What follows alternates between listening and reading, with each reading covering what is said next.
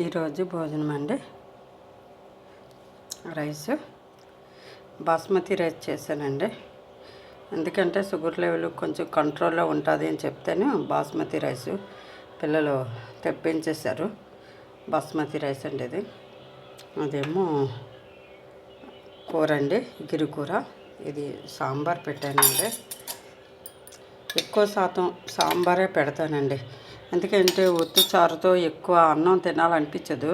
అందుకని సాంబార్ పెట్టుకుంటే ఉదయం మధ్యాహ్నం సాంబార్ పెట్టుకున్నాం అనుకోండి, మధ్యాహ్నం రాత్రికి ఇడ్లీ పెట్టుకున్నాం అనుకోండి, ఇడ్లీలో సాంబార్ వేసుకుని తినేస్తాం అన్నమాట. అందుకని ఎక్కువ శాతం సాంబారే చేస్తానండి. అన్ని రకాలుగా కాయగూరలు ఇంట్లో ఉంచుకుంటానండి. సాంబార్ అయితే చేసేటప్పుడు ప్రతి కాయగూర కూడా వేస్తాను. బాయ్ అండి. లైక్ చేయండి ఫ్రెండ్స్, సపోర్ట్ చేయండి ఫ్రెండ్స్. ఈరోజైతే భోజనం ఫ్రెండ్స్.